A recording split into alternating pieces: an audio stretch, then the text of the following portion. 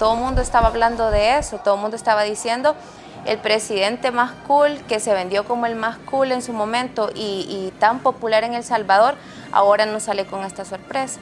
No creo que nunca nada bueno haya pasado en Centroamérica cuando un ejército convoca una conferencia un sábado en la noche.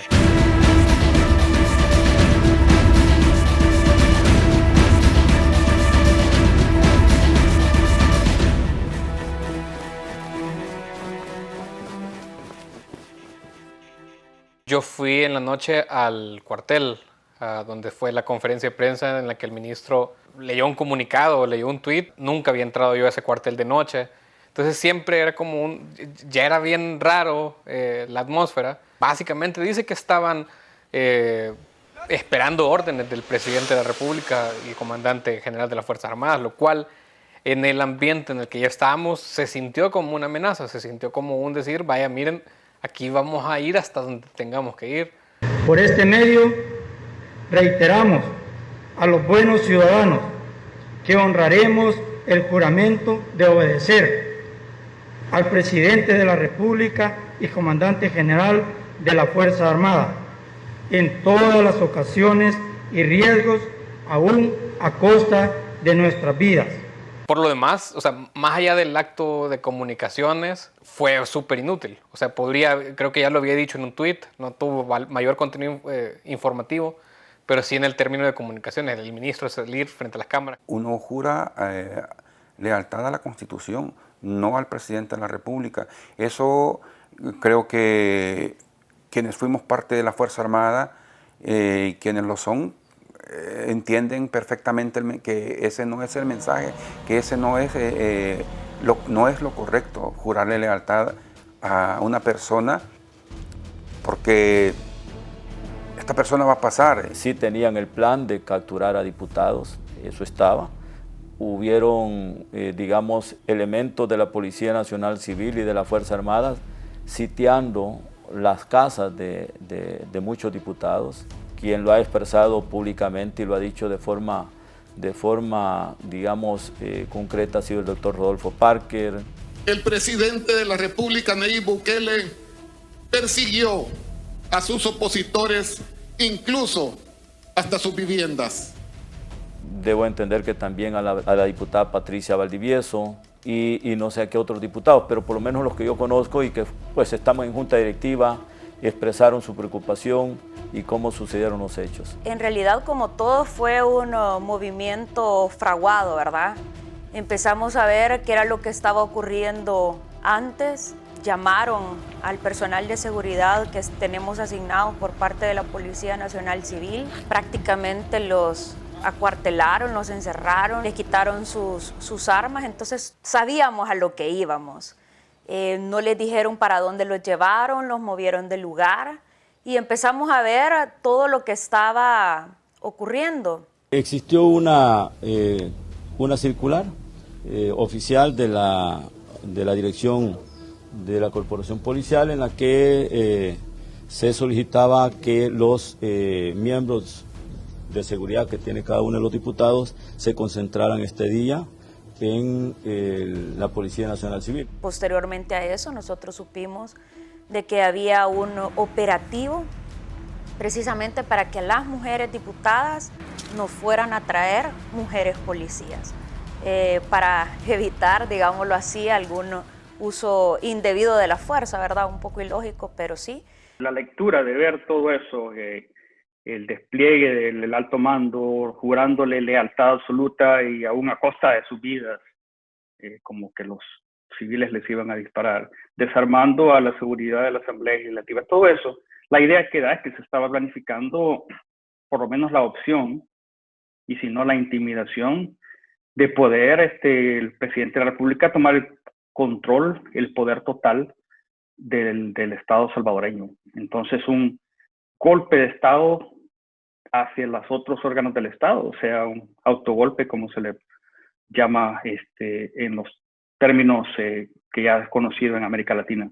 Desde luego, antes del 9 de febrero, del domingo 9 de febrero, varios embajadores, incluyendo la Unión Europea, la Embajada de los Estados Unidos, le advirtieron al presidente que tenía que desescalar el discurso y desescalar esa narrativa en la que parecía que era el pueblo encarnado en su caudillo quien iba a dar una lección a los malvados del poder legislativo. Fue como pólvora porque la noticia empezó a regarse en medios internacionales.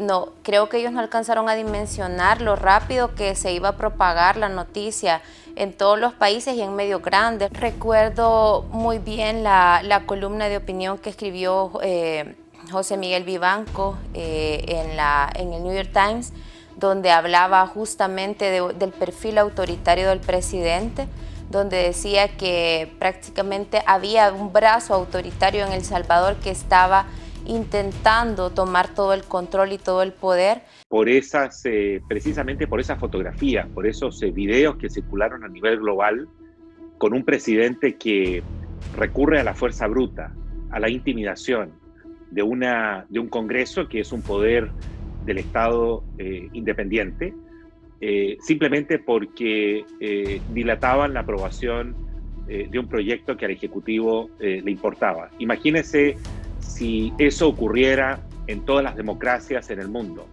donde el presidente se muestra impaciente frente al Congreso y recurre simplemente a una exhibición de fuerza bruta. Creo que esa imagen que intentó proyectar Nayib Bukele durante la campaña se arruinó definitivamente y me parece que el concepto que se impuso a nivel global lo marcó una de las publicaciones más prestigiosas a nivel internacional, que es The Economist, que lo calificó como un aprendiz de dictador. El 9F, para cualquiera que haya estudiado historia o haya vivido una represión militar, una dictadura militar, una guerra, un conflicto, sabe lo que significa el haber militarizado y pretender coaccionar a opositores políticos mediante el uso institucional de la Fuerza Armada y de la policía. Por eso muchas voces se elevaron con lo sucedido el 9 de febrero y por eso muchas voces todavía mantienen preocupación. Para mí fue bien doloroso, pero el recuerdo vivo que tengo en esos momentos era de que si para mí era dolorosa, ¿cómo se iban a sentir los salvadoreños? De ver un atropello tan grande sobre la democracia por la cual El Salvador ha luchado tanto. Fue bien difícil, pero más difícil es para El Salvador y eso me llenó de mucha tristeza. El presidente incluso, no sé si recuerdan que lo entrevistó en marzo, un mes después, Residente, y él decía, bueno, era una manera de presión, fue como la forma de intentar justificar esta situación tan grande. ¿Por qué fue que metió a los militares al Parlamento? Es una forma de presión. Nosotros, la Constitución nos permite convocar al Parlamento, nosotros como gobierno, convocarlos. Como que esa presión se pudiese ejercer de una manera sin ejército, por ejemplo, ¿entiendes? Acá en Puerto Rico a mí me tiran de una manera terrible cuando me manifiesto, pero nunca he exhortado a la violencia, ni me interesa, y me interesa ejercer presión con el bargaining power, como yo le llamo, que es las manifestaciones, nuestro poder de negociación, es el único poder que tenemos de negociar. Los puso ante la mirada de todos los países y creo que no midieron el costo que tendría, porque después de ser el presidente cool, el que se toma la selfie en Naciones Unidas, luego se convirtió en el presidente joven que iba y entonces hace este tipo de acciones que tiene irascibles, que tiende a reaccionar no como un estadista, sino como alguien motivado por el pasionismo y además como si fuese fanatismo. Si hay algo que yo creo que es bien importante en las democracias, es que los militares y las policías no se politicen y no sean leales al país, no a una persona, no a un presidente, no a un sector, ni la sociedad civil, sino al país. La política del gobierno de los Estados Unidos, bajo la administración Trump, extraordinariamente bien representada por el embajador Johnson, por el excéntrico embajador Johnson. President Bukele and his family are friends of mine. Tenía un interés en la América del Centro, uno y solo uno. Y yo creo que fueron muy explícitos en su comunicación pública, pero además en los debates internos de la Embajada de los Estados Unidos. Los Estados Unidos, que es, digamos, el único punto de referencia explícito de la administración Bukele, a la que normalmente voltea a ver y cuya aprobación ha deseado, al menos hasta ahora, fue en público y en privado, según sabemos, tibio. Básicamente hizo llamados a pasar la página y a proponernos que nos olvidáramos de que un presidente había intentado torcer el brazo de otro órgano del Estado usando, repito, a las Fuerzas Armadas. Entendíamos que la embajada americana siempre ha sido aquí en cualquier parte del mundo una embajada comprometida con el respeto a la institucionalidad. Estuve comunicado con la gente de la embajada. Creo que todavía tengo los textos ahí en mi teléfono de qué era lo que nos intercambiaban. Nos estamos intercambiando mensajes por WhatsApp. Les decía que hicieran algo, que ellos podían de alguna manera parar esa locura, porque era una total locura en contra de la institucionalidad. Me dijeron que estaban haciendo los esfuerzos para tratar de persuadir de que no se diera esa actividad. Pareciera que pues al final no incidieron en nada.